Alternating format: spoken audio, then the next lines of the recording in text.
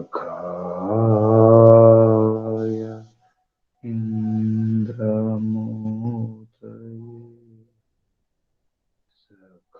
सखाय इन्द्रमूर्तये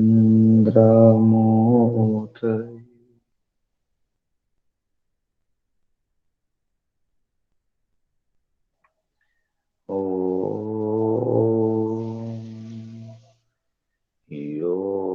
योगेन योगो ज्ञातव्यो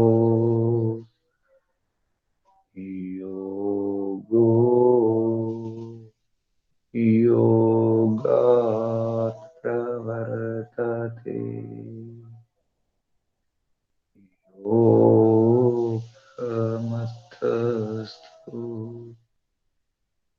योगेन स योगे रमते चिरम् यो अप्रमत्तस्तु योगेन स योगे रमते चिरम् ॐ शान्ति शान्ति शान्तिः। परमपिता परमात्मा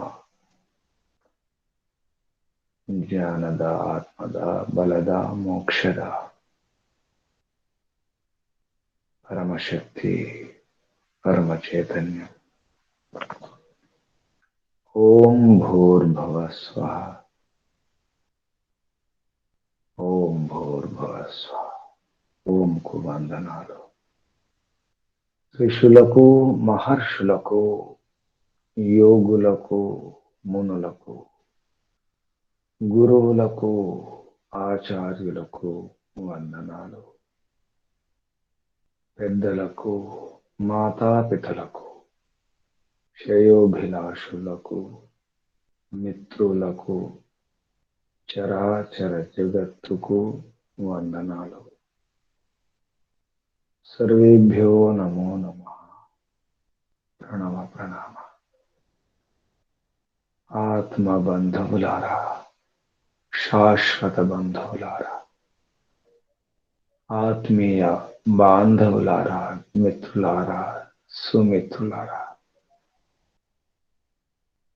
దుఃఖ నివారణాభిలాషులారా, ముముక్షులారా,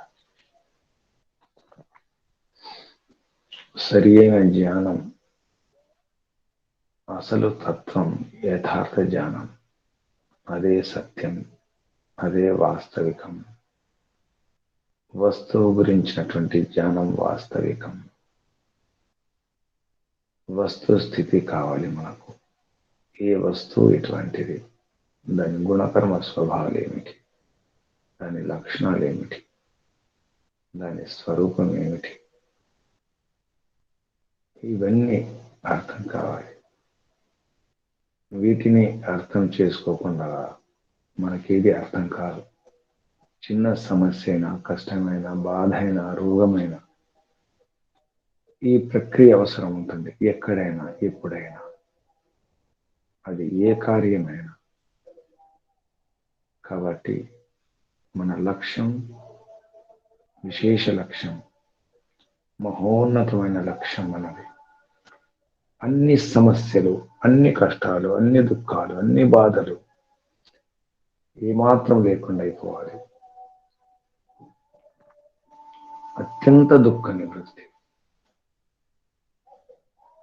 పూర్తిగా స్పష్టం, ఏమాత్రం కొంచెం కూడా ఉండకూడదు, లేశ మాత్రం కూడా ఉండకూడదు. ఎటువంటి క్లేశము కూడా, ధూళికణమంత కూడా ఉండకూడదు. లేశం, ధూళికణం అంత కూడా ఉండకూడదు, ఏమాత్రం ఉండకూడదు. దానికోసమే ప్రయత్నం.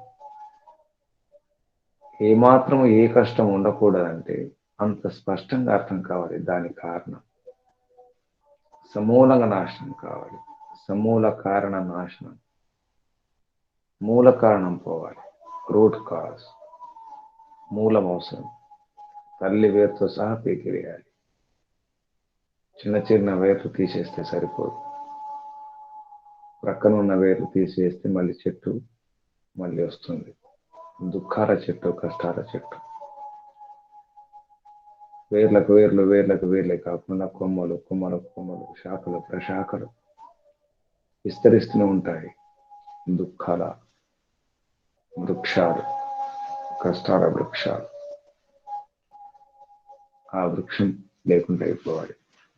కొమ్మలు శాఖలు ప్రశాఖలే కాదు, కొమ్మలు రిమ్మలే, ఆకులే కాదు, అన్ని ముళ్ళే, అన్ని కష్టాలే, కడగండ్లే, ముళ్ళే. ఆ కడగండ్లు, ఆ ముళ్ళను దూరం చేసుకోవాలంటే అసలు చెట్టును నాశనం చేయాలి. కష్టాల చెట్లు తల్లి వేరుతో సహా పీకివేయాలి. ఆ ప్రయత్నం ఏది? ఋషుల యొక్క ఉపాయం ఇదే. సమూలంగా పెకిలించి వేయడమే, పీకి పారేయడమే. దానికోసం మనం కూడా ప్రయత్నం చేస్తున్నాం. సరి అయిన పద్ధతిలో అర్థం చేసుకోవడానికి. కష్టాలు ఉన్నాయి, సమస్యలు ఉన్నాయి, దుఃఖాలు ఉన్నాయి, ఉంటున్నాయి. అనాది కాలం నుంచి మానవ దేహంలో ఉన్నటువంటి ఆత్మలు చేస్తున్నటువంటి ఈ యొక్క పురుషార్థం మహా గొప్ప పురుషార్థం. అన్వేషణ సాగుతూనే ఉంది. శోధనలు, పరిశోధనలు సాగుతూనే ఉన్నాయి. పోరాటం, ఘర్షణ, సంఘర్షణ సాగుతూనే ఉంది. అయినా ఇంకా అర్థం కావడానికి ఇంకా ప్రయత్నం చేస్తున్నాం. మనకంటే ముందున్నటువంటి మన పూర్వజులు, పూర్వ ఋషులు, మహర్షులు ప్రయత్నం చేయడం జరిగింది, సఫలం కావడం జరిగింది. సమస్యలను, కష్టాలు దూరం చేసుకోవడం జరిగింది, మోక్షం పొందడం జరిగింది. దుఃఖాలు లేకుండా, కష్టాలు లేకుండా, వ్యాధులు, బాధలు లేకుండా ఉన్నారు. జీవించిన హాయిగా ప్రశాంతంగా ఉన్నారు. ఈర్ష్య ద్వేషాలు లేకుండా. అటువంటి తృప్తిని, సంతృప్తిని మనం కూడా పొందవచ్చు. ఆనందాన్ని మనం కూడా పొందవచ్చు. నిశ్చింతగా, నిర్భయంగా, ఉల్లాసంగా, ఉత్సాహంగా మనం కూడా ఉండవచ్చు. ఇప్పుడు కూడా ఉండవచ్చు. మనము కూడా ఋషులం కావచ్చు. మనము కూడా యోగులము కావచ్చు. ముందు సాధన అవసరం. సాధకులుగా కావాలి, సాధకులుగా మారాలి. సాధన అవసరం. సాధనమున పనులు సమకూరు ధరలో. సాధన చేస్తే సాధ్యం కానిది ఏది లేదు. అంతా సాధ్యమే. మోక్షమే సాధ్యం. ఇక చిన్న చిన్న సమస్యలు ఏమిటి? అన్నీ పోతాయి. అందుకే కారణం ప్రయత్నం చేస్తున్నాం. ఏది కారణం? ఏమి కారణం? కాలమా, ప్రదేశమా, అవస్థన? ఏది కారణం? ఏంటి? కర్మణ, మనం చేసుకున్న కర్మణ. ఏది కారణం? ఈ బంధనానికి కారణం ఏమిటి? ఈ దుఃఖాల కారణం ఏమిటి అని ఆలోచిస్తున్నాం. అందులో భాగంగా సాంఖ్య దర్శనంలో కపిల మహర్షి చెప్పడం జరుగుతుంది. కర్మ కారణం కాదు, మన ఆయుష్ కారణం కాదు, అవస్థ కారణం కాదు, కాలం కారణం కాదు, ప్రదేశం కారణం కాదు, ఈ ప్రకృతి కూడా కారణం కాదు. అది పరతంత్రం ఉంటుంది, అది జడం కాబట్టి అది కారణం కాదు. మన బంధనానికి కారణం ఏమిటి? దానికి ఆత్మ నిత్యము, శుద్ధము, బుద్ధము, ముక్తము, అటువంటి స్వభావం, నిత్య స్వభావము, శుద్ధ స్వభావము, ముక్త స్వభావము. ఆత్మ నిత్యము, ఉత్పత్తి లేదు, వినాశనం లేదు. శుద్ధము, అపరిణామని, నిర్వికారి. బుద్ధము, చేతనమది. ముక్తము, ప్రకృతి నుంచి దూరం, అసలు ప్రకృతికి సంబంధం లేదు. ఆత్మ ప్రకృతి జడము, ఆత్మ చేతనం కాబట్టి ప్రకృతి నుండి ఆత్మ చాలా భిన్నం. ఆత్మ నిర్గుణము, ఇందులో సత్వగుణ, తమోగుణ, రజగుణాలు ఏమి లేవు కాబట్టి నిర్గుణం. గుణాతీతం, త్రిగుణాతీతం. ఇది ముక్తిని పొందే ఆ శక్తి ఉన్నటువంటిది ఆత్మ. ముక్తిని పొందడానికి యోగ్యత ఉంది, సామర్థ్యం ఉంది. అటువంటి శక్తి ఆత్మలో ఉంది. అటువంటి ఆత్మ, దాని కారణం ఏమిటి? తద్యోగ. ఈ బంధనం ఏది జరుగుతుందో, బంధన సంయోగం అవుతుందో దాని కారణం తద్యోగాధృతే, ప్రకృతి ఆత్మ సంబంధం కలగడమే, ప్రకృతితో కలిసి ఉండడమే, ఆ ప్రకృతి నేను అనుకోవడం, ఇదే ఈ అవివేకమే కారణం అని చెప్పడం జరిగింది 19వ సూత్రంలో. సాంఖ్య దర్శనం 1వ అధ్యాయం 19వ సూత్రంలో ఈ విషయం స్పష్టం చేయడం జరిగింది. ఇక మధ్యలో ప్రక్షిప్తాలు వస్తాయి, వదిలేసేస్తే 55వ సూత్రం. నా నిత్య శుద్ధ బుద్ధ ముక్త స్వభావస్య తద్యోగ తద్యోగాత్ రితే. తద్యోగాత్ రితే, రితే అంటే లేకుండా, ప్రకృతి పురుషుల యొక్క సంయోగం లేకుండా తద్యోగ నా, బంధం అనే యోగం, ఈ బంధనం అనేది లేదు. ఎందుకంటే ఆత్మ నిత్యము, నిత్య స్వభావం, శుద్ధ స్వభావం, బుద్ధ స్వభావము, ముక్త స్వభావం.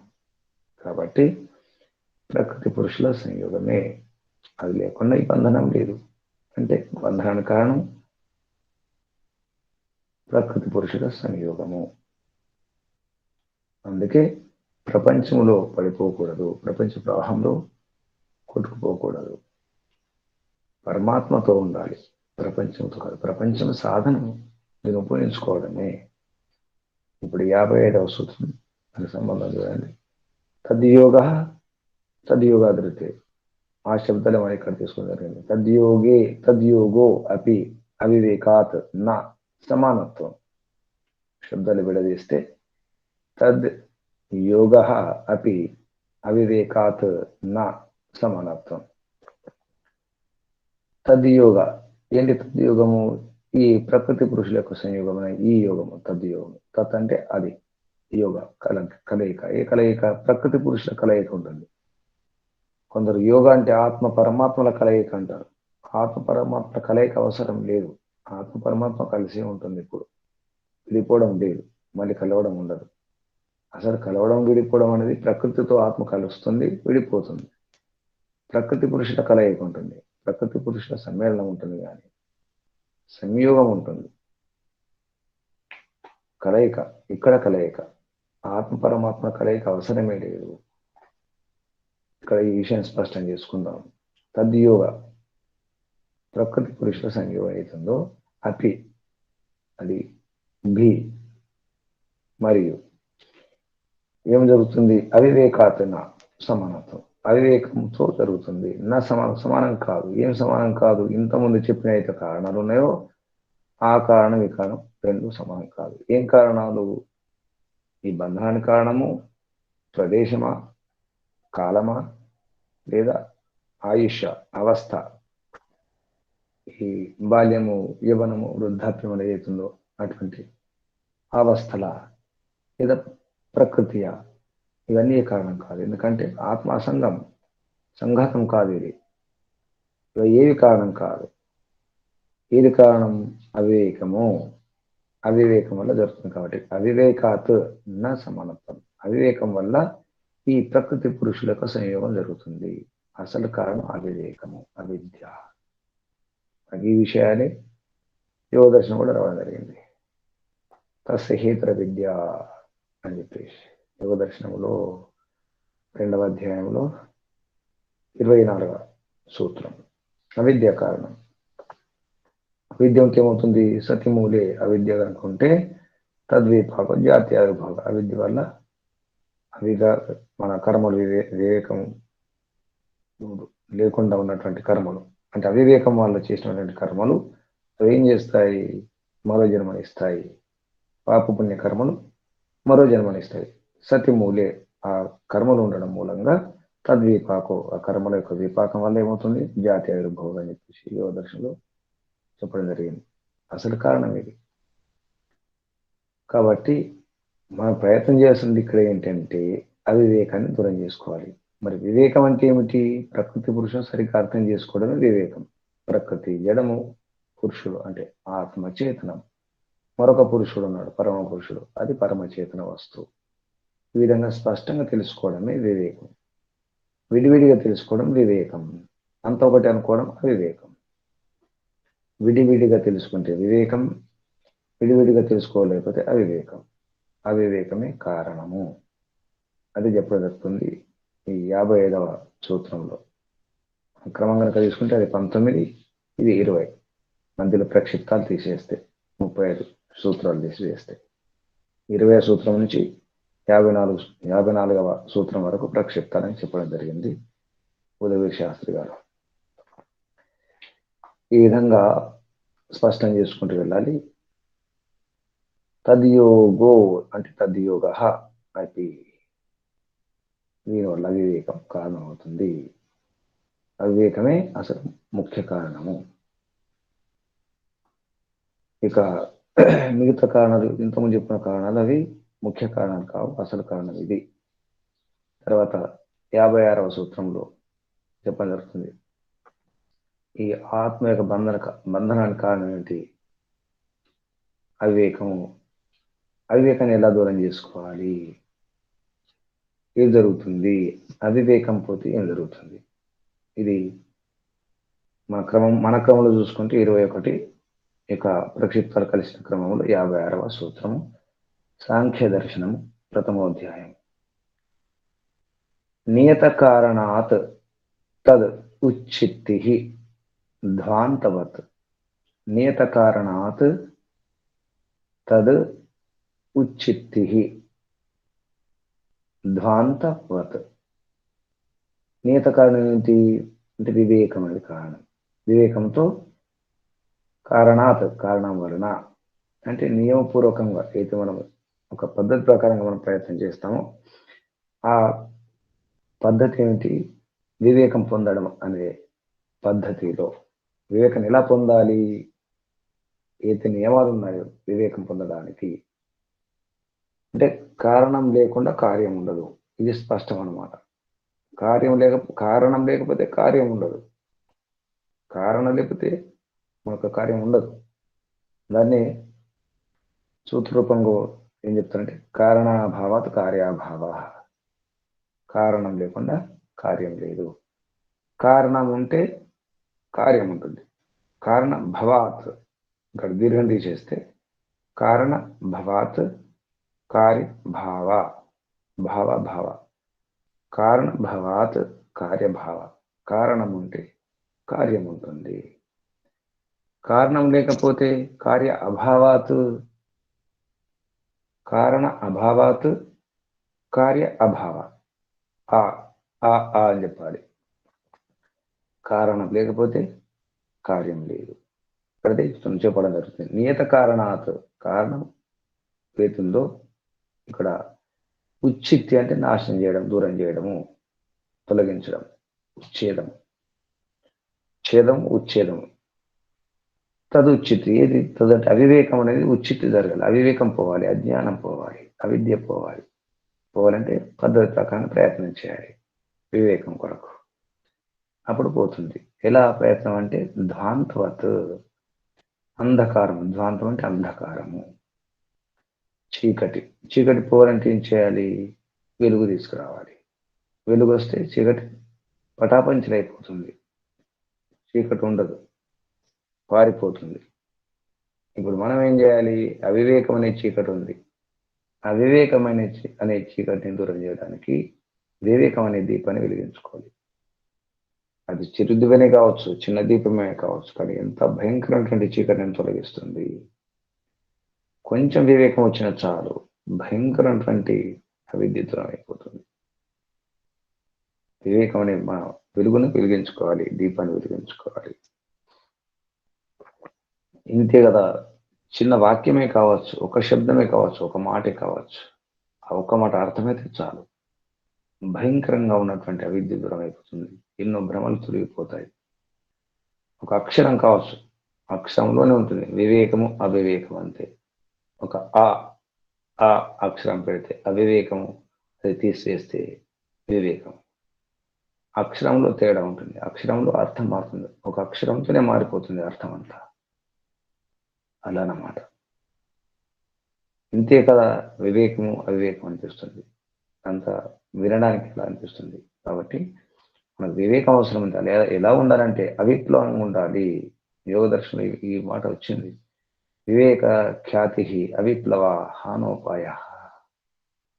వివేక ఖ్యాతి ఉండాలి. ఖ్యాతి అంటే జ్ఞానం, వివేక జ్ఞానం ఉండాలి. ఎటువంటిది? అవిప్లవ, అవిచలితము, విచలితం కానటువంటిది, చంచలం కానటువంటిది, స్థిరమైనటువంటి వివేక జ్ఞానం ఉండాలి.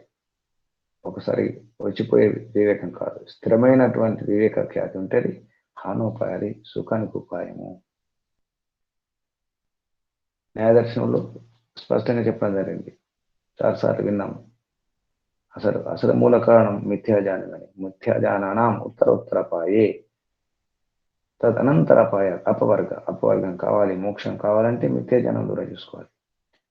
మిథ్యాజానం దూరం అయితే దోషాలు పోతాయి. దోషాలు ఏమిటి? రాగ, ద్వేషం, మోహం అనేవి దోషాలు.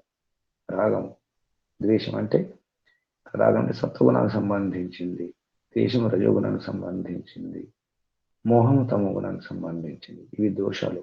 రాగము, ద్వేషము, మోహం. రాగము, ద్వేషము, మోహం అనే దోషాలు పోతే ప్రవృత్తి మారుతుంది. ప్రవృత్తి అంటే ఏంటి? ధర్మాధర్మాలు చేయడం, అంటే పాప పుణ్యాలు చేయడం. మన ప్రవృత్తిలో కొన్ని పాపము లేదా పుణ్యం ఏదో ఒకటి ఉంటుంది. ఈ ప్రవృత్తి దూరం అయిపోతుంది. ఆ పాప పుణ్యాలు లేకపోతే జన్మ రాదు. నిష్కామ కర్మ చేస్తే పాపము లేదు, పుణ్యం లేదు. మన కర్తవ్యం అనుకుని మన పని మనం చేసుకుంటూ వెళ్తాం. మన బాధ్యత అనుకున్నప్పుడు పాపం లేదు, పుణ్యం లేదు. తర్వాత ఆ పాపం పుణ్యం లేకపోతే జన్మ రాదు. జన్మ రాకపోతే అసలు దుఃఖమే లేదు. ఆకలి లేదు, దప్పిక లేవు, మానం సన్మానం అవమానం లేదు, శాంతి లేదు, అశాంతి లేదు, ఆందోళన లేదు, నిద్ర లేదు, గొడవలు లేవు, కామక్రోధ లోపాలు లేవు, ఏమీ లేవు. అసలు ఈ సమస్యలే లేవు. కొరతలు లేవు, దరిద్రం లేదు, ఏమీ లేదు. రోగాలు కూడా శరీరం లేదు కాబట్టి రోగాలు కూడా లేవు. ఇది కాబట్టి మనకు కావాల్సింది ఏమిటి? ఇప్పుడు జన్మ రాకుండా రావాలి. జన్మ అనేది ముఖ్యంగా మనం ఈ సమస్యకు కారణం ఉంది. రోగాలకు, బాధలకు, దుఃఖాలకు. అది పోవాలంటే పాప పుణ్యాలు చేయకూడదు, పాపం చేయకూడదు, పుణ్యం చేయకూడదు. ఏం చేయాలి? కర్తవ్య కర్మలు చేయాలి. కర్తవ్య కర్మలు ఎక్కడున్నాయి? వేదములు చెప్పినవి కర్తవ్య కర్మలు. వేదములు అయితే అనుమతించబడినటువంటి కర్మలు ఉన్నాయో ఇది చేయండి అని, అవి మాత్రమే చేయాలి. నిషేధ కర్మలు ఉన్నాయి, నిషిద్ధ కర్మలు చేయకూడదు అని కొన్ని ఉన్నాయి, అవి చేయకూడదు. అలా వేదంలో చెప్పినట్టు చేస్తే అది నిష్కామ కర్మ అవుతుంది. కుర్వన్నే హే కర్మాణి జిజీవిషం సమాహ ఏవం త్వయి నాణ్యతతో వస్తే నా కర్మ లిప్యతే నరే. కర్మలు అంటకుండా ఉండాలంటే వేదవీత కర్మలు చేయాలి. వేదవీత కర్మలే, అప్పుడు మనకు జన్మ రాదు.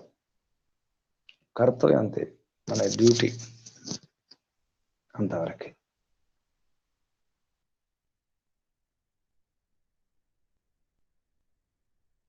ఆ విధంగా మన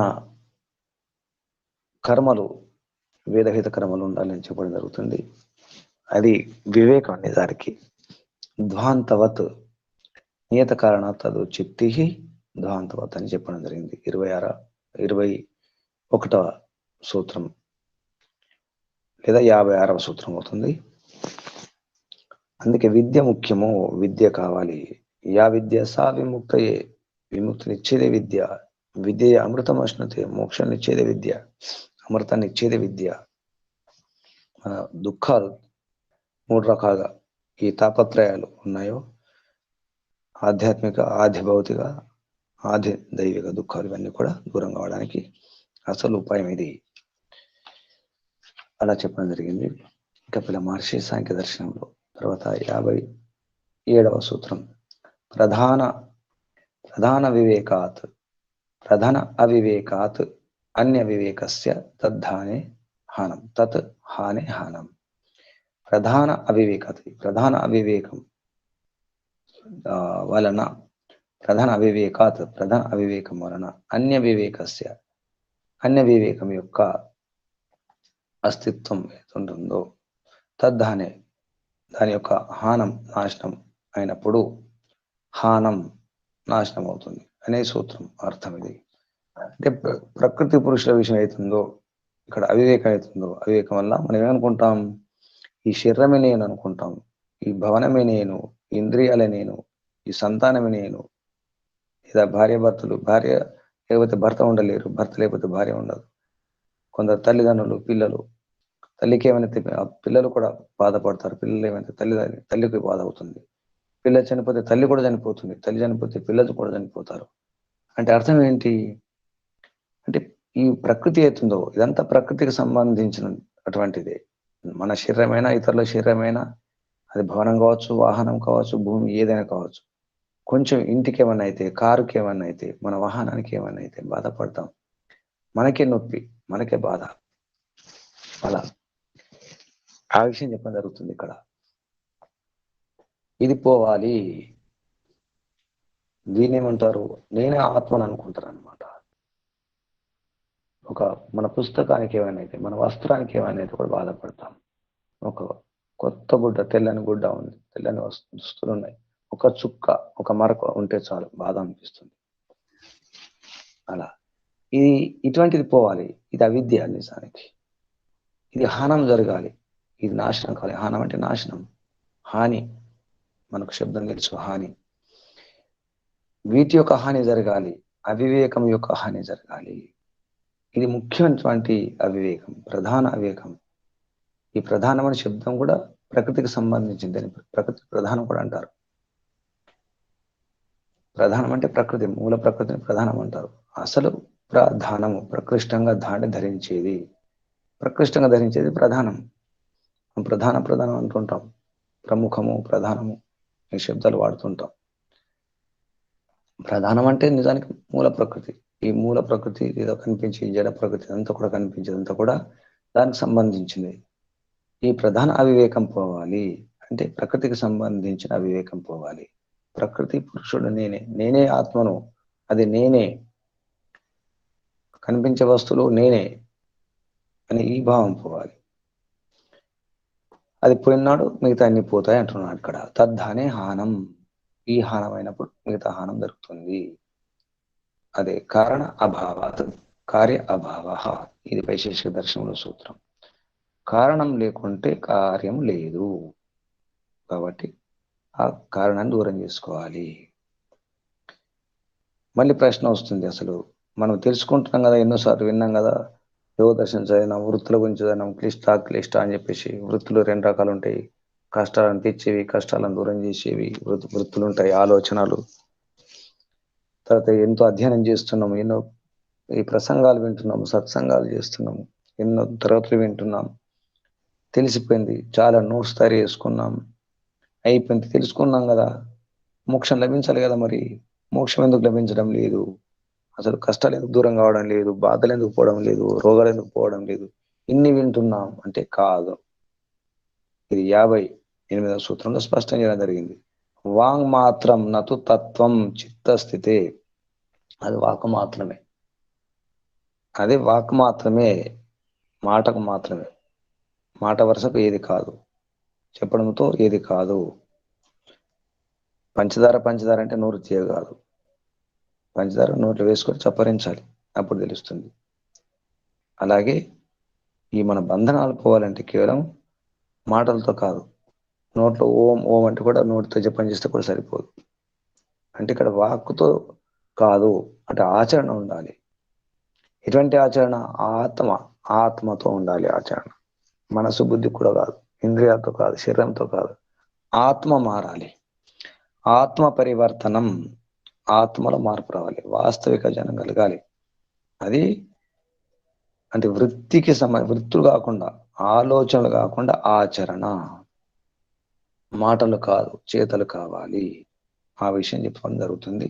వాంగ్ మాత్రం నతు తత్వం చిత్తస్థితే. వాంగ్ మాత్రం వృత్యాత్మక వివేక జ్ఞానం వల్ల కాదు, వాస్తవిక జ్ఞానం కావాలి. తత్వం ఉన్నట్టు అర్థం కావాలి. అది ధ్యాన స్థితిలో, సమాధి స్థితిలో అర్థమవుతుంది. అందుకే ధ్యానం చేయాలి, యోగాభ్యాసం చేయాలి, యోగ సాధన అవసరం. మార్పు అక్కడ ఉంటుంది. నిజంగా ఆత్మ మారాలంటే యోగాభ్యాసం ద్వారా. ఆత్మ నిరీక్షణం, ఆత్మ పరీక్షణము, ఆత్మ సర్వేక్షణము, నిరీక్షణం, పరీక్షణం, సర్వేక్షణం అవసరం ఉంటుంది. అప్పుడు అర్థమవుతుంది.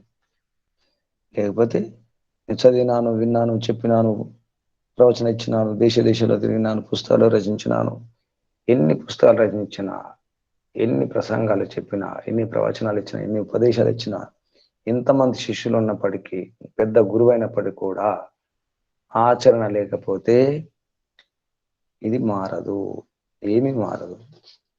హానము జరగాలి, అవివేకం అనే దాని యొక్క హానం జరగాలి, అవివేకం పోవాలి. అందుకే నా అయమాత్మ ప్రవచనేన లభ్యో నా మేధయ నా బహునాశ్రుతిన. ఎన్ని విన్నా, ఎన్ని చెప్పినా, ఎన్ని ప్రవచనించినా ఎంత మేధస్సున్న పనికి రాదు. ఏషవరునితే భగవంతుడు మనం ఎన్నుకోవాలి, అటువంటి యోగ్యత, ఆ అర్హత పొందడానికి ప్రయత్నం చేయాలి. భగవంతుడు ఎంపిక చేసుకోవాలి. అప్పుడే ఆత్మ యొక్క స్వరూపం అర్థమవుతుంది.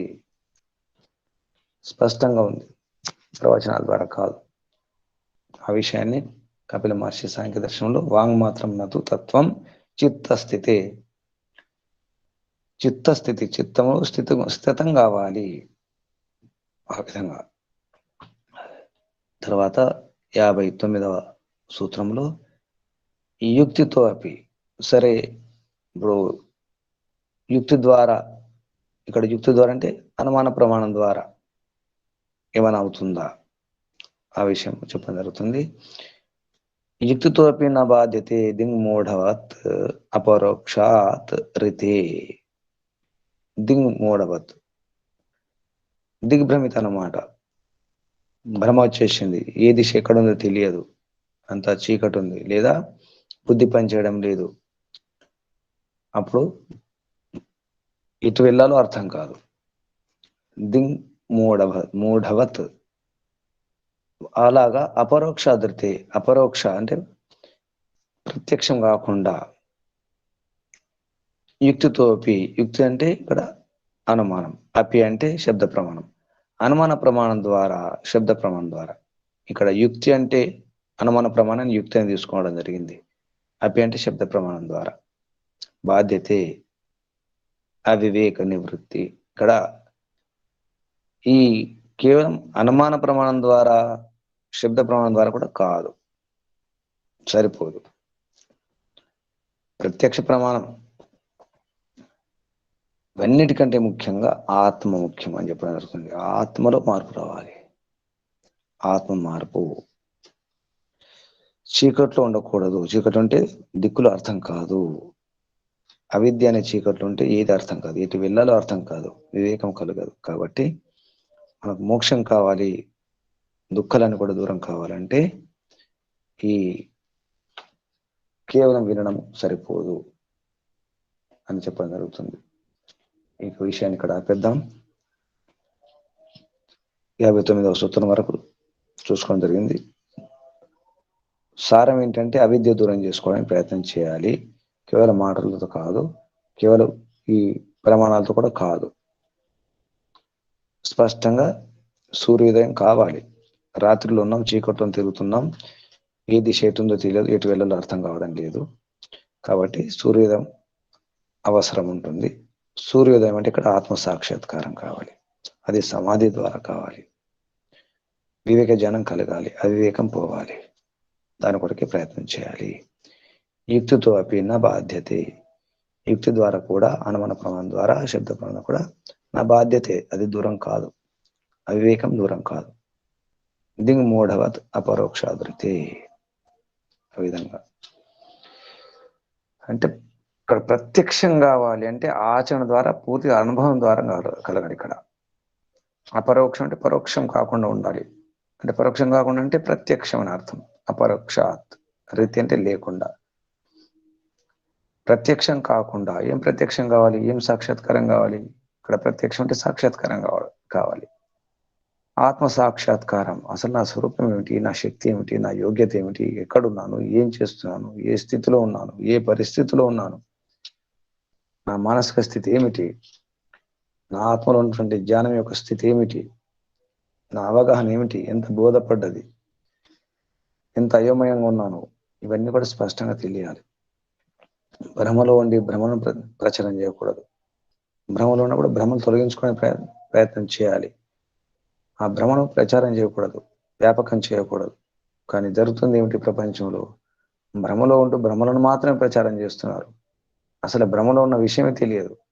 నాకు ఎన్నో భ్రమలు ఉన్నాయి, భ్రాంతులు ఉన్నాయి, ఎన్నో సందేహాలు ఉన్నాయి. అది సందేహం ఉన్నట్టు అది కూడా నాకు అర్థం కాదు, ఇంకా స్పృహలో లేదు. నాకు సందేహం ఉంది, సంశయం ఉంది అనే స్పృహ కూడా లేదు నాకు. అటువంటప్పుడు అదే నిజము, అదే వాస్తవం. అందుకే ప్రపంచంలో తెలియకుండా ప్రచారం చేస్తున్నారు. చాలా ఎగిరెగిరి ప్రచారం చేస్తారు. తెలియదు, సరే అవగాహన లేదు, కానీ అదే నిజం అనిపిస్తుంది. అందుకే ఈ బైబిల్ వాళ్ళు, ఈ ఖురాన్ వాళ్ళు, మిగతా వాళ్ళు కూడా చేస్తుంది అదే.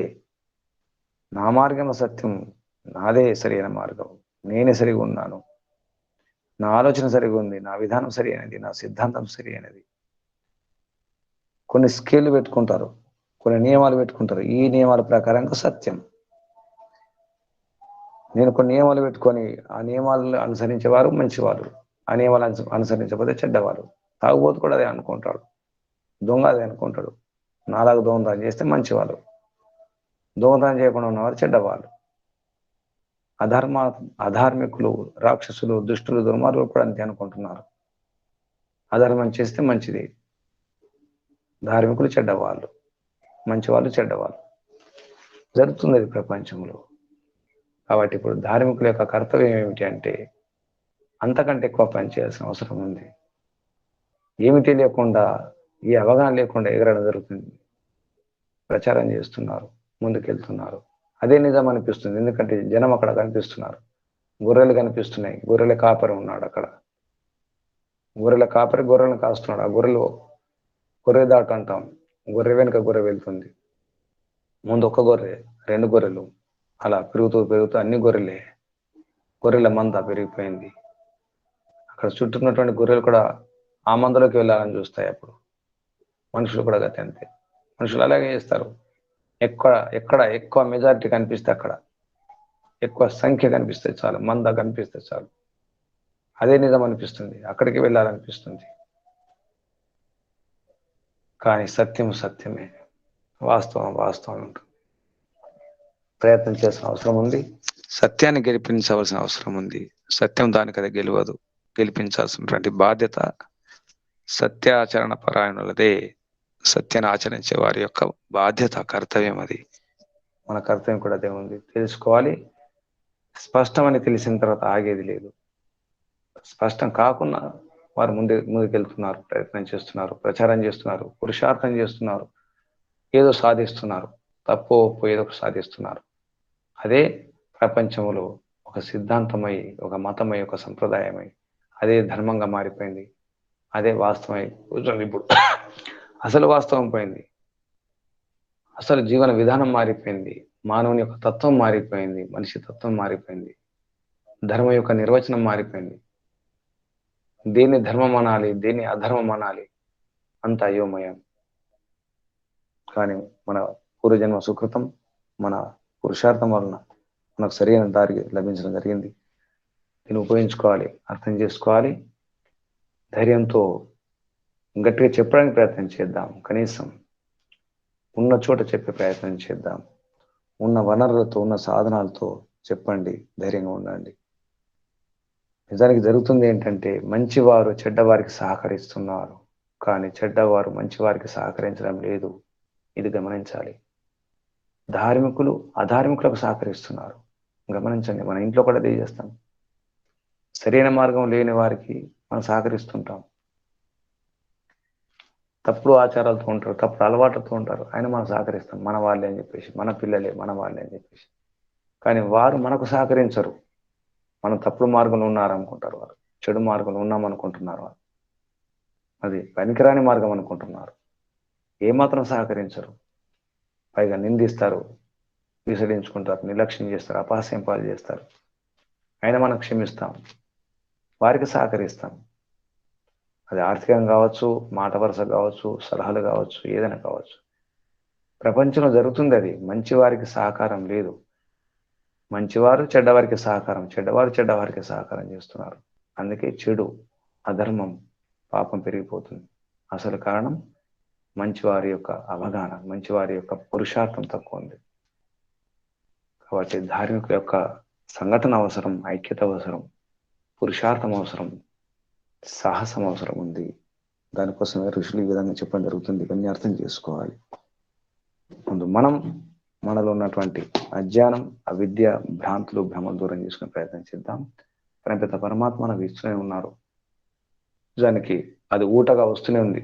ఎంతో ఊట ఉంది లోపల. మనది ఊట బావి నిజానికి వస్తూనే ఉంటుంది. ఒక్కసారి కనుక భగవంతునితో కనెక్షన్ కలిస్తే చాలు, ఆ సంబంధం కలిస్తే చాలు, వస్తూనే ఉంటుంది. నిజానికి ఓడిపోయేది మనం కాదు, ఎప్పటికైనా ఓడిపోయేది అసత్యమే. సత్యమే జయతే నానృతం. సత్యమే గెలుస్తుంది, కానీ గెలిపించాలి దాన్ని. సత్యం దానికి అది గెలవదు. గెలిపించాల్సిన బాధ్యత తెలిసిన వారి యొక్క, సత్యపరాయణుల యొక్క, సత్యాచరణ చేసేవారి యొక్క బాధ్యత ఉంటుంది. భగవంతునికి ధన్యవాదాలు. మనకు ఎంతో శక్తిని ఇవ్వడం జరిగింది, బుద్ధిని, శక్తిని, ఎన్నో నైపుణ్యాలను ఇవ్వడం జరిగింది. వాటిని ఉపయోగించుకుని ప్రయత్నం చేద్దాం. మనం కూడా అంతకంటే రెట్టింతలు, 2 రెట్లు కాదు 10 రెట్లు ఎక్కువ శక్తి సామర్థ్యాలతో, ఉత్సాహంతో పనిచేయాల్సిన అవసరం ఉంది. ముందు ఉత్సాహంగా ఉండాలి. నటన అవసరం లేదు, సాహసం అవసరం ఉంది. ఆ సాహసం లోపల ఉన్న అందరిలో ఉంది, నిజానికి లేక కాదు. తీసుకోవాలి, ఉపయోగించుకోవాలి, వాడుకోవడమే, సద్వినియోగం చేసుకోవడానికి ప్రయత్నం చేద్దాం. అటువంటి బుద్ధిని, సద్బుద్ధిని, సుబుద్ధిని అందరికీ ప్రసాదించుగాక పరమపిత పరమాత్మ.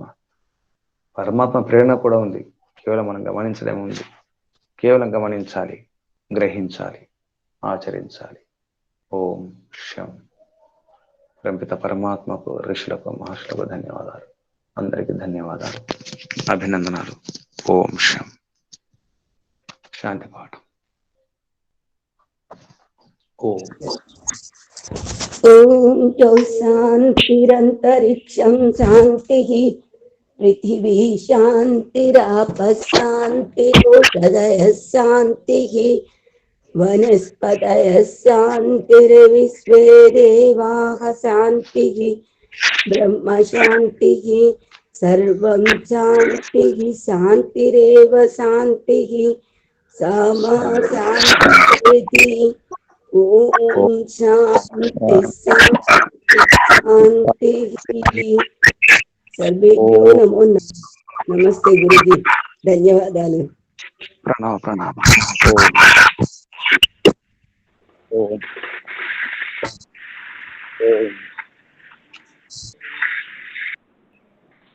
ఓం ప్రణామాలు గురుజీ, ధన్యవాదాలు. ఓం ఓం. నమస్తే గురు, ధన్యవాదాలు. నమస్తే. ఓం.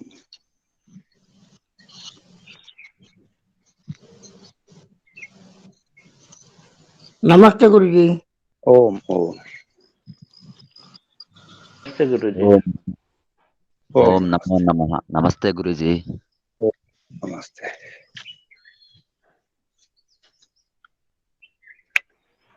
ఓం నమస్తే గురుజీ. నమస్తే.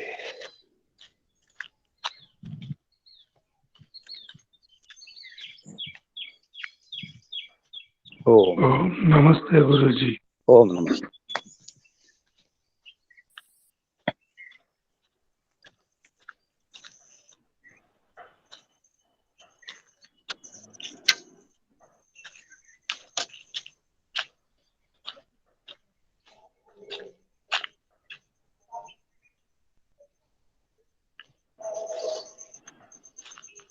ఓం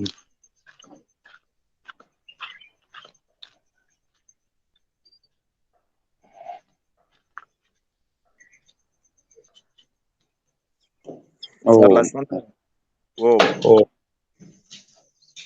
నమస్తే అండి. ఓం ఓం ఓం ఓం.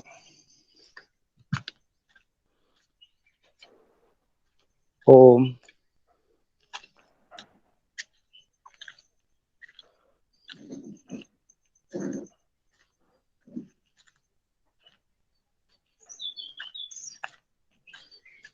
ఓం.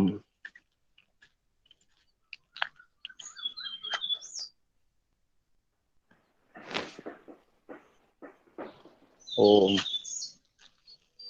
నమస్తే గురుజీ. చెప్పండమ్మా. ఓం. చాలా బాగుంది గురుజీ.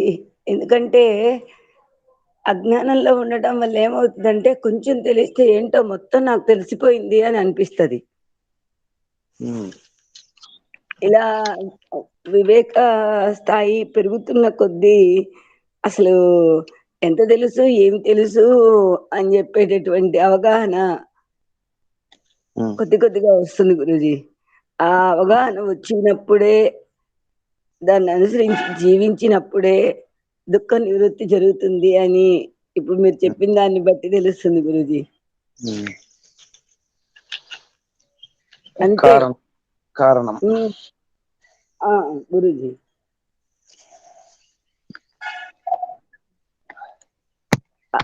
అహంకారం గురుజీ. అహం తెలిసిపోయింది. అహం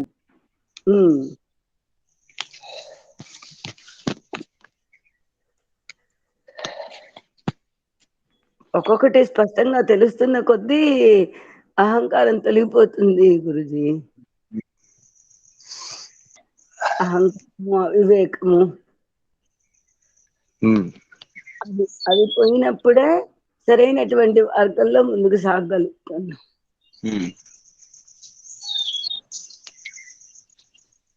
ధన్యవాదాలు గురుజీ. చాలా స్పష్టత వస్తుంది విషయాల పట్ల. రావటమే కాదు గురుజీ, ఇది రావడం వల్ల ఏమవుతుందంటే ఆ విషయాల పట్ల కూడా ఆసక్తి తగ్గుతుంది. ఇవన్నీ ఇంత అవసరమా, అసలు ఏంటిది, ఎందుకు దీంట్లో ఎంటర్ అవుతున్నాము అని చెప్పి విముఖత వస్తుంది గురుజీ. విషయాల పట్ల, అన్నిటి పట్ల. అవసరమా గురుజీ? ఏది అవసరమో తెలియాలి గురుజీ. ఏది అవసరం, ఏది అనుకూలం తెలియాలి. అవును అవును. నా డ్యూటీ ఏమిటి, నా కర్తవ్యం ఏమిటి, ఇది అర్థం కావాలి. కర్తవ్యం దానికి కర్తవ్య కర్మలే చేయాలి, అది ముఖ్యం. స్వధర్మే నిధనం శ్రేయ. స్వధర్మం అంటే ఇక్కడ కర్తవ్యం అనమాట. ధర్మం అంటే కర్తవ్యం. స్వధర్మే నిధనం శ్రేయ భగవద్గీత శ్లోకంలో. అందులో సంభవించిన పర్వాలేదు, మన కర్తవ్య నిర్వహణలో.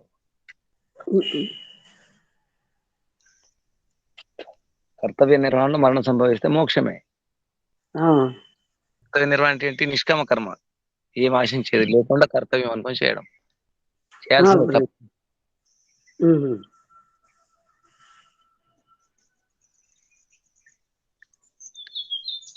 ఏ ఆశ్రమంలో ఉన్నా, ఏ స్థితిలో ఉన్నా, కర్తవ్యం ఏదైతే ఉందో దాన్ని నిర్వహిస్తూ ఉన్నప్పుడు ఫలాపేక్ష లేకుండా మరణం సంభవించినా కూడా బంధ విముక్తి అంటారు. కుర్వన్నేవేహ కర్మాణి జిజీవిషేచ్ఛ సమాహ ఏవం త్వయి నాని థేతోస్తే న కర్మ లిప్యతే నరే. కర్మ అంటూ పో, నా కర్మ కర్మ లేపనం లేదు.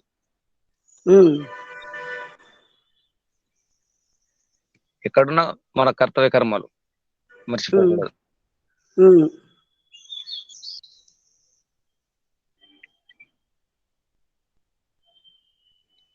ధన్యవాదాలు గురూజీ. ఓం ఓం శుభం.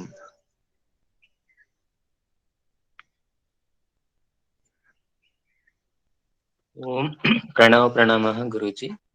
ఓం ప్రణామ. చెప్పండి. ఇక్కడ నిత్య శుద్ధ బుద్ధ ముక్త స్వభావం కల జీవుడికి ఇవి ఉన్నప్పటికీ ప్రకృతిలో బంధం ఏర్పడుతుంది. దానికి కారణం అవివేకం అన్నారు. అవివేకం అనేది కారణంగా ఈ బంధంలో పడి దుఃఖాలు అనుభవిస్తున్నారు. కానీ ఈ ప్రకృతి నుండి వచ్చిన ఈ పరిణమించిన జగత్తు కేవలం భోగానికి కూడా కాదు, ముక్తికి కూడా అదే. ఏదైతే బంధానికి కారణమైందో ముక్తికి కూడా అదే. దృశ్య భోగాపవర్గార్థం దృశ్యం. కాబట్టి మనము జాగరూకతతో వ్యవహరించటం లేదు, భోగంలో పడుతున్నాం తప్ప ముక్తి కోసం దాన్ని ఉపయోగించుకోవటం లేదు. అది రెండవది, ఇది మనకి బయట నుంచి వచ్చిన ప్రమాదం అంటే అలాగ అనిపించడం లేదు. ఇప్పుడు మనకి హాని కలిగి ఏదైనా ఒక క్రూర మృగం మన మీదకి వస్తుందని తెలిస్తే చూసి దాని నుంచి తప్పించుకోవటానికి ప్రయత్నం చేస్తాం, మనకు కనిపిస్తుంది కాబట్టి. ఇక్కడ ఈ అవివేకం అనేది బయట వస్తువు కాదు, బయట విషయం కాదు, నా లోపలే కలుగుతున్నది ఇది అవివేకం అనేది. కాబట్టి దీనికి నాకు నేనే కారణం. ఆత్మ ఏవ బంధురిపుర ఆత్మనః అనే మన ఉపనిషత్తు వాక్యంలో కూడా నీకు నీవే బంధువు, నీకు నీవే శత్రువు. అంటే ఇక్కడ ఆ క్రూర మృగం బయట ఏదైతే అనుకున్నా అది నా లోపలే ఉన్నది, దాన్ని నేను గ్రహించట్లా. అది అహం అహం అనే ఆ హుంకారం ఏదైతే ఉందో ఆ హుంకారం వలన అదే అహంకారం కాకుండా అంతర్యామి ఒక అతను ఉన్నారు, ఆయన ఆ అంతర్యామిని విస్మరించటం కారణంగానే నేను ఈ అహంలో పడిపోతున్నాను అనిపిస్తుంది. ఎందుకంటే అంతరాత్మ ఎప్పుడూ మనకి ఆయన మంచి సందేశాన్ని ఇస్తున్నాడు, మనకి హితుడు, హితవాక్యమే వస్తుంటది అంతర్యామి నుండి. విస్మరించటం కారణంగానే నేను ఈ అహంలోకి వెళ్ళిపోయి ఈ ఈ బంధాల్లోకి లోనవుతున్నాను. అవివేకం కారణంగా ఈ నాకు స్వభావంలో ముక్తి ఉన్నప్పటికీ దాన్ని నేనే దూరం చేసుకుంటున్నాను. ఇక్కడ మనకి అంతర్యామిని గనక పూర్తిగా ఒక మిత్రులా స్వీకరించి దాన్ని ఆ ఉపాయాన్ని గమనించి ఈ ప్రయత్నం చేసినట్లయితే ఆయన నుండి, ఆయన యొక్క ఆనందాన్ని నుంచి మనం దూరం కాలేము. కాబట్టి మనమే హాని చేసుకుంటున్నాం. కాబట్టి మనమే ప్రయత్నం చేసుకోవాలి. నేను నేనే అంతా నాకు తెలుసును అనేటటువంటిది దాని నుంచి బయటపడితేనే తప్ప మిగిలినవి మనం దూరం కాలేము. ఇది ప్రధానంగా కనిపిస్తుంది ఈ ఉన్న ఆ చిత్త అవస్థల్లో. ఈ అహంకారం అనేది పెద్దగా ఒక నాకు శత్రువుగా కనిపిస్తుంది. దాని నుంచి తొలగించుకోవటం కోసం ఎక్కువ ప్రయత్నం చేయాలనిపిస్తుంది గురూజీ. అది ముఖ్యం.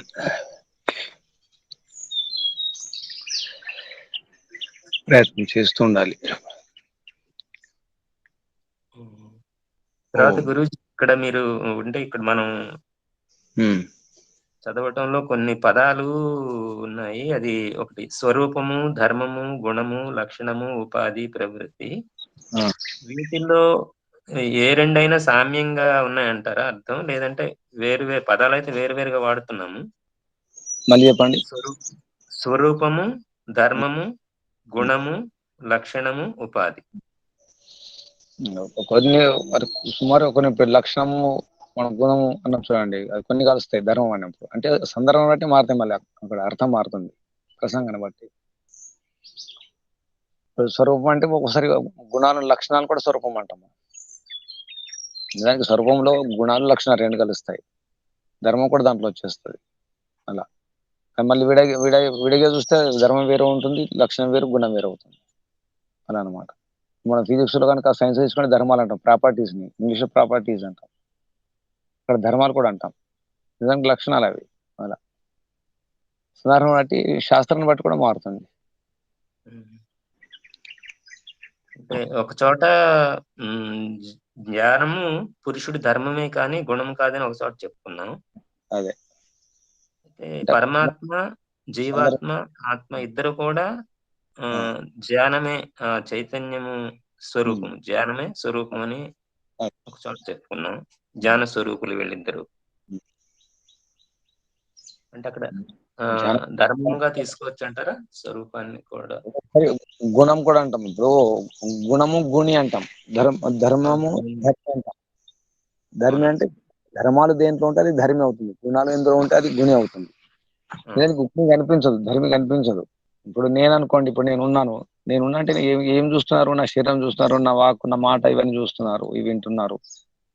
నా లక్షణాలు కనిపిస్తున్నాయి, నా ధర్మాలు కనిపిస్తున్నాయి, నా కర్మ కనిపిస్తుంది, నా స్వభావం కనిపిస్తుంది, నా చేష్టలు కనిపిస్తున్నాయి. కానీ నేను కనిపించను కదా, నేను కనిపించాను నిజానికి. నేను ఎక్కడ కనిపిస్తాను?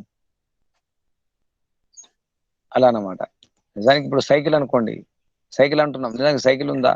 సైకిల్ లక్షణాలు ఉన్నాయి, అక్కడ 2 చక్రాలు ఉన్నాయి, ఒక హ్యాండిల్ ఉంది, సీట్ ఉంది, ఇవన్నీ ఉంటే సైకిల్ అంటున్నాం. అసలు అవన్నీ తీసేస్తే సైకిల్ కాదు అది. అంటే ఏంటి? లక్షణాలు, ఆ గుణాలు లేదా ఆ ఏవైతే కనిపిస్తున్నాయో చిహ్నాలు, గుర్తులు, అవి ఉంటేనే దాన్ని ఆ వస్తువు అంటున్నాం. అవి లేకపోతే కనిపించే లక్షణాలు లేదా గుణాలు, ధర్మాలే కనిపిస్తాయి, కానీ ఆ ధర్మి కనిపించదు, ఆ గుణి కనిపించదు. అందుకే పరమపిత పరమాత్మ మనకు ఏ రకంగా కనిపిస్తున్నాడు? అందుకే పరమపిత పరమాత్మ ప్రత్యక్షమే అంటారు. ఎలా ప్రత్యక్షం అంటే, పరమపిత పరమాత్మ ఇక్కడ అవన్నీ కనిపిస్తున్నాయి, కర్మ కనిపిస్తుంది, సృష్టి స్థితిలో ఇవన్నీ కనిపిస్తున్నాయి, పరమాత్మ యొక్క అవన్నీ కనిపిస్తున్నాయి మనకు. అందుకే పరమాత్మ ప్రత్యక్షమే.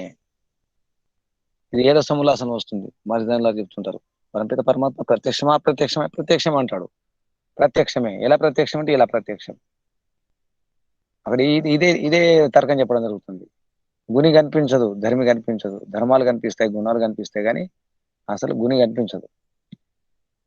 ఏ వస్తువు అయినా కానీ, అది ఏ వస్తువు కానీ ఏదైనా కానీ దానికి సంబంధించిన, ఇప్పుడు అగ్ని అనుకోండి, వేడి వెలుగు ఉంటేనే అగ్ని అంటాం. ఆ వేడి వెలుగు తీసేస్తే అగ్ని కాదు, అగ్ని లేదు కాదు. అలా అన్నమాట. లక్షణాలు కనిపిస్తాయి, గుణాలు కనిపిస్తాయి, దాని చేష్టలు కనిపిస్తాయి.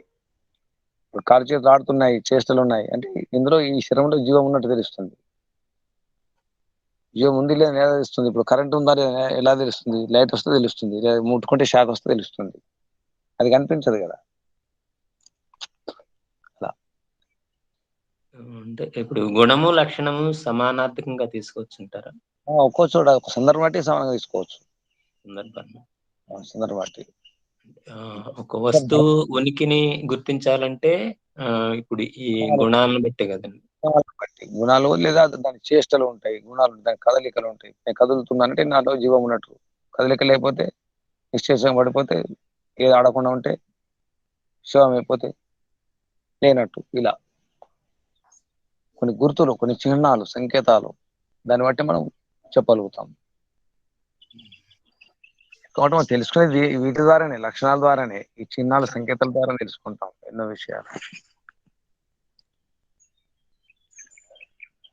ఇప్పుడు ఉపాధి అనేది ఆశ్రయం అవుతుంది కదండి, దాని ఇప్పుడు మన జీవనోపాధి అంటాం. ఉపాధి అంటే శరీరం కూడా ఉపాధి అవుతుంది. వీటన్నిటికీ ఆశ్రయం ఉపాధి అవుతుంది. మన శబ్దం వ్యవహారంలో జీవనోపాధి అంటాం. ఉపాధి కల్పన, ఉపాధి అంటే ఆధారం. అక్కడ అర్థం అదే మళ్ళీ ఉపాధి, ది అంటే మన ధారణ. చూడండి, ఉప అంటే సమీపము, ఆ అంటే ఆసమంతాత్వం. ఉపు ఆ ధి సమీపంగా దగ్గర ఉండి, ఆసమంతాత్ అంతా అన్ని వైపు నుంచి స్థిరంగా ధారణ చేసి ఉంటాం. ఉపాధి అంటే ఆధారం అని అర్థం వస్తుంది. జీవనాధారం, ఈ పదం కూడా వాడతాం మనం. జీవనాధారం ఏమిటి? జీవనోపాధి ఏమిటి?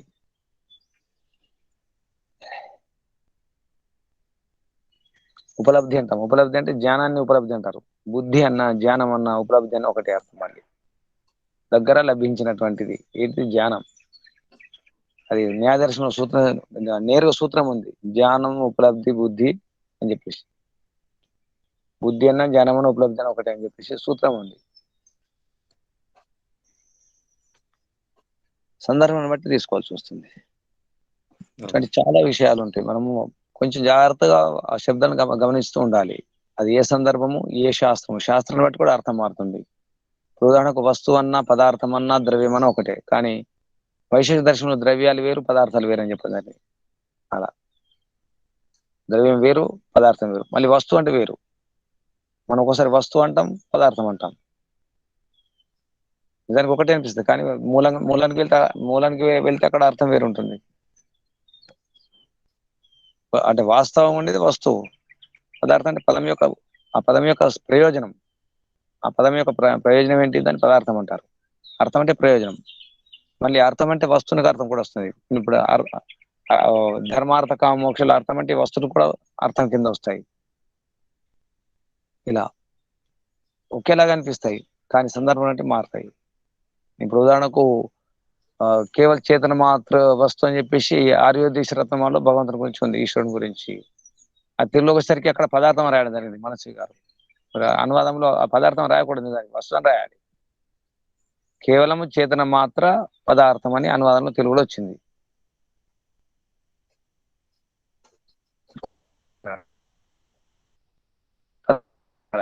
అలా కాలము దిక్కు ద్రవ్యాల్లో తీసుకున్నారు, ఇక్కడ మళ్ళీ ఇందులో పదార్థాల్లో ఉండదు.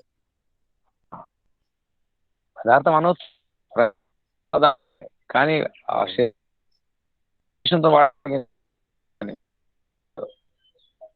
ఈశ్వరుడు అంటే ఎవరంటే కేవల చేతన మాత్ర వస్తువు హే అన్నాడు. మనం కూడా వస్తువు అని రాయాలి, కేవల చేతన వస్తువు అని రాయాలి. దానికి మరి పర్యాపదం రాయాల్సిన అవసరం లేదు, ఉన్నట్టు రాయాలి. దానికి ఒకటే మామూలుగా, కానీ లోపలికి వెళ్తే ఒకటి కాదు. అందుకే ఋషులు ఏ శబ్దాలు వాడినో ఆ శబ్దాలు వాడే ప్రయత్నం చేయాలి. మన వైపు నుంచి మన ప్రయోగం చేయకూడదు. మన ఈ వ్యాఖ్యానాలతోనే సమస్య వచ్చింది. ఈ భాష్యాలతో వ్యాఖ్యానాలతో ఎవరికి నచ్చినట్టు వారు, ఎవరికి అనుకూలమైన వారు, అనుకూలం ఉన్నట్టు వారు రాసుకోవడం జరిగింది. అది భౌతిక కావచ్చు, వేదాంత దర్శనం కావచ్చు, ఏ దర్శనం అని కావచ్చు, అనుకూలంగా మార్చుకొని వ్యాఖ్యానాలు చేసుకుంటారు, భాష్యాలు రాస్తారు. అప్పుడు ఏమవుతుంది, వినే వాళ్ళకు చూసే తప్పుడు మార్గం, తప్పుడు అవగాహన అవుతుంది. అందుకే మూల సూత్రం ఏముంది చూడాలి, మూల శ్లోకం ఏముంది చూడాలి, మూల మంత్రం ఏముంది, శబ్దాలు ఏమున్నాయి గమనించాలి. అందుకే ఇప్పుడు మూల శబ్దాలు అక్కడ పట్టుకొని ప్రయత్నం చేయాలి. మూల శబ్దాలు ఏమున్నాయి, వ్యాఖ్యానాలు వాళ్ళకు అనుకూలం, వ్యాఖ్యాతకు అనుకూలంగా ఉంటుంది. అది వివరణ ఒక రకంగా ప్రవచనం, అది వ్యాఖ్యాత యొక్క భాషకాన్ని యొక్క ప్రవచనం. అది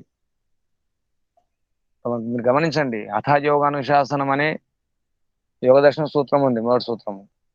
అందులో అథయోగానుశాసన శబ్దాలు ఏమున్నాయి, అథ ఉంది, యోగ అనుశాసనం 4 ఉన్నాయి. అథ 1, యోగ 2, అను 3, శాసనం. అథయోగానుశాసనం 4 శబ్దాలే, నిజానికి 3 శబ్దాలు. అను అనేది ఉపసర్గ అనుకోండి. ఆ శబ్దాలకు నేరుగా అర్థం ఏమొస్తుంది. అది కాకుండా వ్యాస మహర్షి ఏం రాయడం జరిగింది, అథ అంటే ఏంటి, అథ కారార్థ యోగ సమాధి అని చెప్పేసి మొత్తం యోగ దర్శనం యొక్క సారం రాయడం జరిగింది. ఆ సూత్రానికి యోగ దర్శనంలో ఏమొస్తుంది, ఏం జరగబోతుంది, అసలు ఏం చెప్పబోతుంది యోగ దర్శనం పూర్తిగా చెప్పడం జరిగింది. అది ఎందుకు చెప్పండి అంటే అథ అనే ఒక శబ్దం ఉంది, అధికారపూర్వకంగా యోగ గురించి యోగ ప్రతిపాదన ఉంటుంది అని చెప్పేసి అక్కడ ప్రతిజ్ఞ. నిజానికి అది వ్యాస మహర్షి ప్రతిజ్ఞ చేస్తున్నారు, నేను యోగా గురించి మాత్రం చెప్తాను, వేరే విషయాలు చెప్పాను, అధికారపూర్వకంగా ఈ విషయం ఉంటుంది, అక్కడిక్కడ పోను, వేరే విషయాలు తీసుకురాను, అలా. అది ప్రతిజ్ఞ. అథ అనే శబ్దం యొక్క అయితే తీసుకొని వ్యాస మహర్షి పూర్తిగా అసలు యోగ దర్శనం ఏమొస్తుంది, ఏం జరగబోతుంది, అన్ని విషయాలు దాన్ని పెట్టడం జరిగింది. అంటే ముందు రాబోయే సూత్రాల యొక్క సారం కూడా పెట్టడం జరిగింది. నిజానికి ఆ సూత్రంలో ఆ శబ్దాలు లేవు. అథ యోగానుశాసనం అలా ఉంటుంది అనమాట. మరొకరు వేరే వాళ్ళు ఏం చేస్తారు, వాళ్ళు అనుకూలంగా రాసుకునే అవకాశం ఉంది. వ్యాస మహర్షి ఋషి కాబట్టి అనుకూలంగా, పతంజలి మహర్షికి అనుకూలంగా మొత్తం శాస్త్రాన్ని అధ్యయనం చేసుకొని ఆకలింపు చేసుకొని పతంజలి మహర్షి యొక్క అసలు ఉద్దేశం ఏమిటి దాన్ని అనుసరించి రాయడం జరిగింది వ్యాస భాష్యంలో. అది నేనైతే నాకు అనుకూలంగా చెప్పుకుంటాను, అలా ఉంటుంది. అందుకే భాష్యాలు ఋషుల భాషలో చదవాలి, ఇది బాగా గుర్తుంచుకోవాలి. ఏ దర్శనమైనా, ఏ శాస్త్రమైనా, అది భౌతిక కావచ్చు, వేదాంతం కావచ్చు, ఏదైనా కావచ్చు, అసలు ఋషుల భాష లేనప్పుడు అందులో మళ్ళీ వెతుక్కోవాలి. అందులో నిజంగా దగ్గర ఉన్నవారు ఎవరున్నారు, ఎవరైనా యోగులు ఉన్నవారు సాధకులై ఉండి రాసినారా, యోగాభ్యాసం ఉన్నవారు రాసినారా అని చూడాలి. మళ్ళీ అక్కడ కూడా మహర్షి దాంట్లో వారు ఏమన్నారు అంటే ఆయనంత మటుకు మనం ప్రామాణికంగా చూసుకోవాలి. ఇప్పుడు ఏం జరుగుతుంది, అందరూ భాషలు రాస్తున్నారు, కొంచెం తెలిసి తెలియకుండా. ఇప్పుడు గమనించండి, ఆర్య సమాజంలో మంత్రాలు వస్తున్నారు, మంత్రాలు వచ్చిన తర్వాత మంత్రాలకు అర్థం రాయడం ప్రయత్నం చేస్తారు. ఇప్పుడు ఈ సంధ్య మంత్రాలు కానీ, యజ్ఞ మంత్రాలు కానీ, నిత్యకర్మ అవుతున్నాయో, నిత్యాగ్నిహోత్రులు ఒక సంవత్సరం నిత్యాగ్నిహోత్రం చేశారంటే వారికి పుస్తకం రాసేస్తున్నారు, దాంట్లో కొన్ని మంత్రాలు దాన్ని కల్పిస్తున్నారు. ఆ యజ్ఞ ప్రక్రియ మొత్తం మార్చేసినారు. అసలు మార్చిన దానిలో వారు అనుకున్నది ఏమిటి, చెప్పింది ఏమిటి, నిత్యాగ్నిహోత్రం ఎలా చేయమని చెప్పారు. దానికి గృహస్థు చేసే యజ్ఞ ప్రక్రియ వేరు, బ్రహ్మచర్య చేసే యజ్ఞ ప్రక్రియ వేరు. గురుకులాలు వేరే చేస్తారు, బయట వేరే చేస్తారు. ఇక బయట ప్రచారం చేసే వారి ఇష్టం, వారు నచ్చినట్టు ప్రచారం చేయడానికి వారు అనుకూలంగా మంత్రాలు పెట్టుకుంటారు, ప్రక్రియ మార్చేసుకుంటున్నారు. ఇది కాదు. అసలు ఋషులు ఏమన్నారు, అసలు మూలంలో ఏముంది, అక్కడికి వెళ్ళాల్సి వస్తుంది. మనం నచ్చినట్టు మనం దాన్ని వికృతి చేసుకుంటూ పోతున్నాం. వికృతి వికృతి వికృతి చివరికి అసలు రూపం లేకుండా పోతుంది. జరిగింది అది మధ్యకాలంలో. పౌరాణికం అంటున్నాం కానీ జరిగింది అదే. మనం కూడా ఇప్పుడు అదే చేస్తున్నాం. ఏదైతే తప్పు అంటున్నామో, తప్పని చెప్తున్నామో అదే తప్పు మనం చేస్తున్నాం, అదే పొరపాటు చేస్తున్నాము. కారణం ఏంటి? కావాలని కాదు, అజాగ్రత్త వల్ల అన్నమాట. ఇది అజాగ్రత్త ఒకటి ఉంటుంది, నా పేరు నా ప్రతిష్ట ఉండాలి, ఇదో కారణం ఉంటుంది. ఇవన్నీ ఉంటాయి, గమనించాలి. మూల శబ్దాలు ఏమిటి, మూల అర్థం ఏమిటి, మూల ఉద్దేశం ఏమిటి, అక్కడ మర్చిపోకూడదు. ఒక రచయిత రచన చేసేటప్పుడు ఒక ఉద్దేశం ఉంటుంది. వారి ఉద్దేశం ఏమిటి, వారి హృదయం ఏమిటి, అది గమనించాలి. మన భాషలు ఎక్కువైపోతాయి. భాషలు మన వైపు నుంచి ఉండకూడదు ఎప్పుడు కానీ, గుర్తుంచుకోండి. మన వైపు నుంచి భాషలు అంటే తప్పకుండా వికృతం అవుతుంది. నేను అనుకున్నది అది ముఖ్యం, అది ప్రామాణికం కాదు. ఎవరికి నచ్చినట్టు వారు అనుకుంటారు. అందుకే అనుకోవడం పెట్టకూడదు. అనుకున్నవి మనం లోపల ఉంచుకోవాలి. ఏదైతే ప్రామాణికంగా ఉంటుందో, ఏదైతే స్పష్టమైందో, నేను ఈ సాధన చేసినాను, ఇది స్పష్టం అనిపించింది, ఈ ప్రమాణాలు, ఇది నా ఆచరణ, నా అనుభవం కూడా మళ్ళీ ప్రామాణికంగా ఉండాలి. అలా చూసుకుని అప్పుడు మాట్లాడితే దానికి తిరుగు ఉండదు. ఓడిపోము అప్పుడు, లేకపోతే ఓడిపోవాల్సి వస్తుంది. ఓడిపోకుండా ఉండాలంటే ప్రామాణికంగా మాట్లాడాలి. అలా జరగడం లేదు కాబట్టి సమస్యలు వస్తున్నాయి. అసలు కారణం ఇదన్నమాట. అంటే అసలు కారణం ఏంటంటే మానవుడికి కొన్ని ఉంటాయి, బలహీనతలు ఉన్నాయి. పేరు ప్రతిష్టలు, విత్తేసిన పుత్రేసిన ఇవన్నీ ఉంటాయి. పని పోవాలంటే యోగాభ్యాసం ఉంటేనే అవసరం. యోగాభ్యాసం లేకపోతే కష్టమే. యోగాభ్యాసం లేకుండా ఇవన్నీ జరగవు, శుద్ధి జరగదు. స్వచ్ఛ భారత్ కాదు, ఇప్పుడు స్వచ్ఛ మన కావాలి, స్వచ్ఛ మనుషులు కావాలి. స్వచ్ఛ భారత్, స్వచ్ఛం బయట పరిసరాలు స్వచ్ఛం అంటే, రోడ్లు స్వచ్ఛం అంటే సరిపోదు. మనస్సులు స్వచ్ఛం కావాలి, మనిషి స్వచ్ఛం కావాలి, బుద్ధి స్వచ్ఛం కావాలి. అన్నిటికంటే ముందు ఆత్మశుద్ధి కావాలి. మనం చేస్తున్న ప్రక్రియ ఏంటంటే ఆత్మశుద్ధి మనది. శుభం. ఇంకా ధన్యవాదాలు గురూజీ.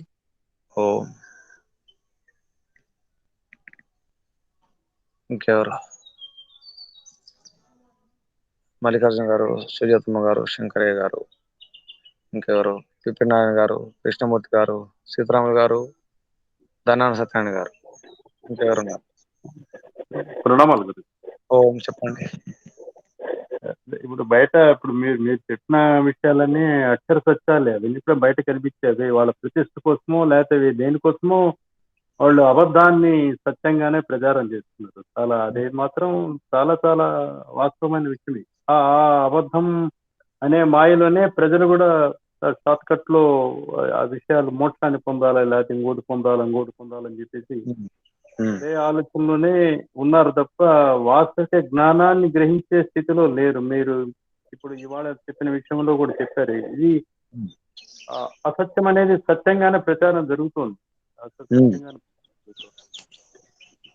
దానివల్ల విస్తృత ప్రచారం, మామూలు ప్రచారం కాదు, విస్తృత ప్రచారం జరుగుతుంది.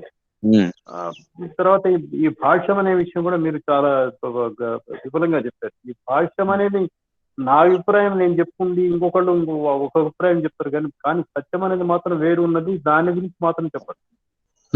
ఎవరికి వాళ్ళు భాష్యం రాస్తే ఆ భాష్యము వారి ప్రతిష్ట రీత్యా లేకపోతే వారి పాండిత్యాన్ని గుర్తించినట్టుగా కూడా ప్రజల్లో వెళ్ళిపోయి దాన్నే నిజమని అనుకుంటున్నారు. జరుగుతుంది. ఒక మిత్రుడితో ఒక విషయాన్ని నేను ఖండించాను. ఏమంటే, ఈ భగవంతుని మేల్కొల్పే విషయంలో ఆయన ఒకటి పెట్టాడు, రోజు వాట్సాప్ లో గుడ్ మార్నింగ్ పెట్టాడు. భగవంతుని మనం నిద్రలేపే వారం కాదండి, భగవంతుని నిత్య జాగరూకుడు. ఆయన నిద్రపోతే ఈ సృష్టి చరాచర ప్రపంచమే ఏముండదు, అది కరెక్ట్ కాదు, మన వాళ్ళు ఏదో కల్పించారు, కౌలు కల్పన అని చెప్పాను. కౌలు కల్పన అంటే ఆయన వెంటనే దానికి అన్నాడు, ఆయన హత్య అయ్యాడు. అందరూ హత్య అవుతారు, అదేది కరెక్ట్. వాస్తవం చెప్తే అందరూ హత్య అవుతారు, హత్య చేస్తారు, తిరిగి హత్య చేస్తారు. ఆయన అన్నాడు, Mallikarjun, opinion differs from 1 person to other person అన్నాడు.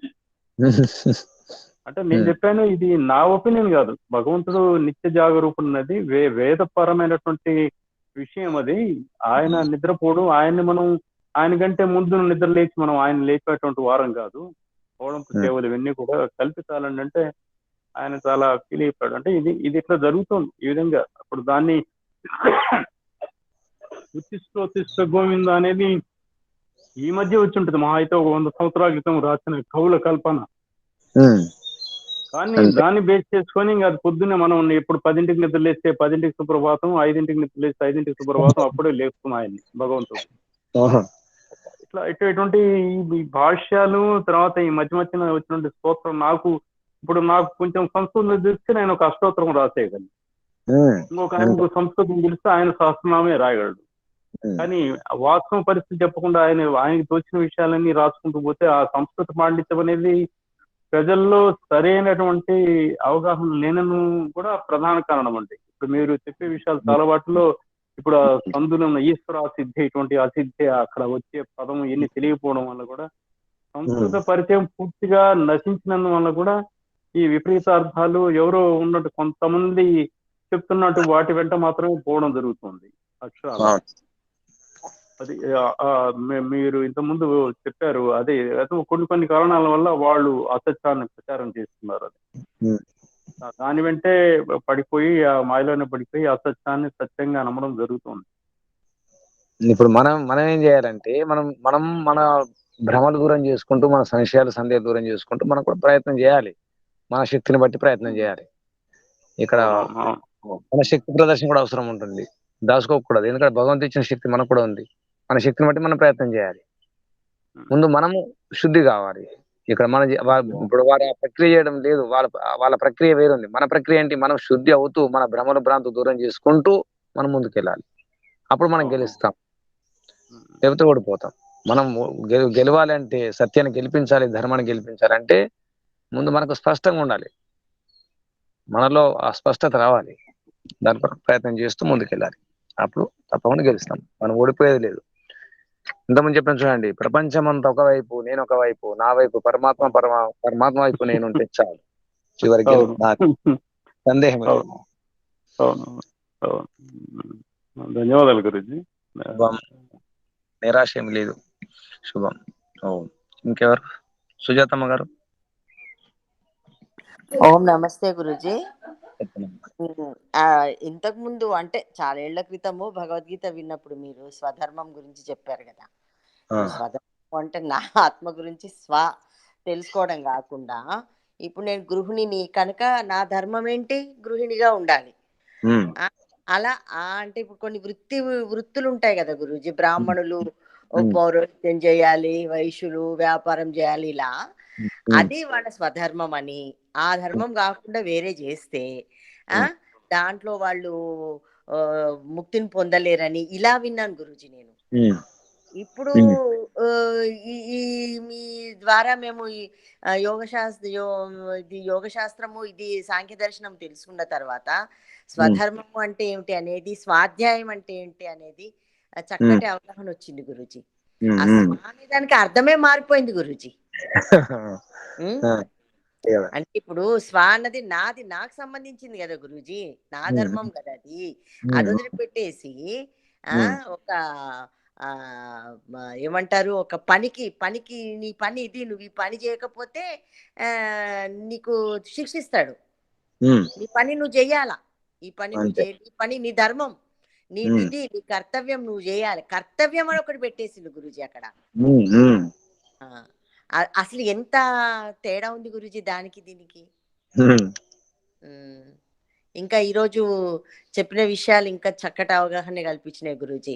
అంటే నేను నిన్న కూడా అన్నా మీతోని, మాలో అవగాహన పెరిగి ఉంటది గురూజీ. అందుకే వినడం కొంత ఆచరణ కూడా ఉంది గురూజీ. వినడం వరకు కాకుండా మీరు రోజు చెప్తూ ఉంటారు కదా, అది మాకు తగులుతూ ఉంటది అన్నమాట. ఆచరించాలి అనేసి అది అనుకోకుండానే జరిగిపోతున్నాయి.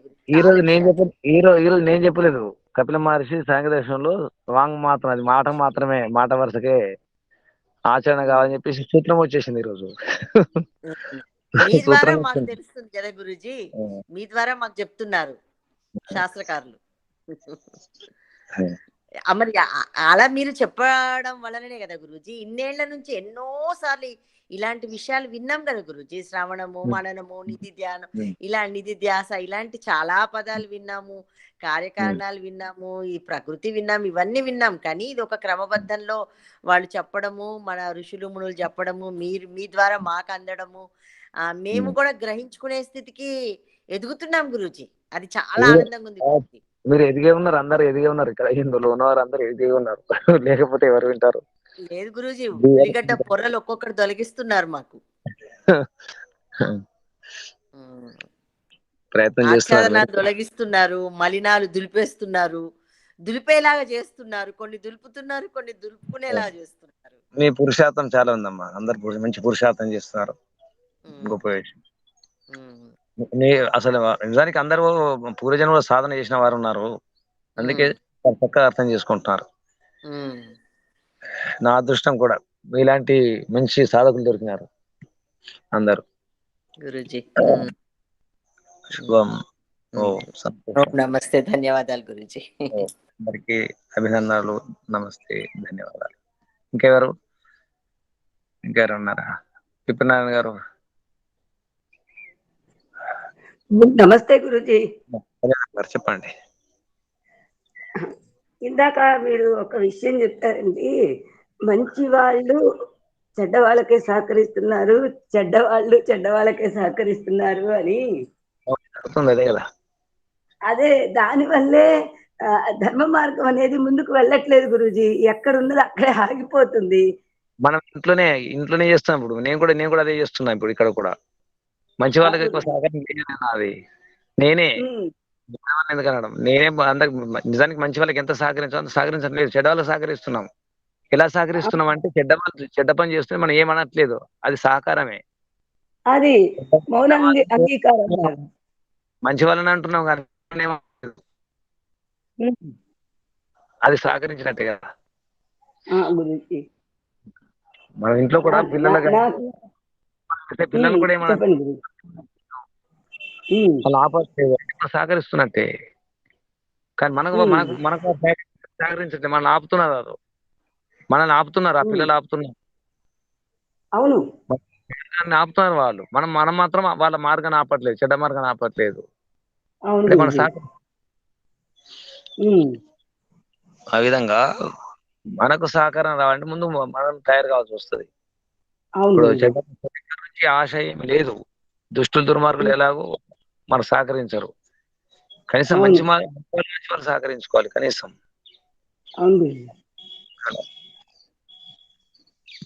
నాకు మిగతా విషయాలు బాధించవు కానీ గురూజీ, ఆ గృహంలో ఒక మంచి మనిషి ఉన్నాడు అనుకోండి, అసలు కనీసం అతను ఏం ఆలోచిస్తున్నాడు, అతను ఏ విధంగా జీవిస్తున్నాడు, దేన్ని చెప్తున్నాడు అనేటటువంటి ఆలోచన కూడా లేకపోవడం అనేది చాలా బాధిస్తుంది గురూజీ. అదే అదే బాధపడడం తప్పు. ఆ బాధపడడం అనేది తప్పు. బాధపడుతున్నట్టు అర్థం ఏంటి? మనం ఆశిస్తున్నాం. ఆశిస్తే నిరాశ తప్పదు. అత్యాశ, అది కూడా అత్యాశ అనమాట. దాన్ని అత్యాశ అంటారు. మనం ఎక్కువ ఆశిస్తున్నాం. వాళ్ళు కలిసిన ధర్మ మార్గం ముందుకు వెళ్ళలేం కదా మనతో కలిసి. అత్యంత వారిని వదిలేసేయండి. వారిని ఎందుకు ఆశించాలి? ఆశించకూడదు.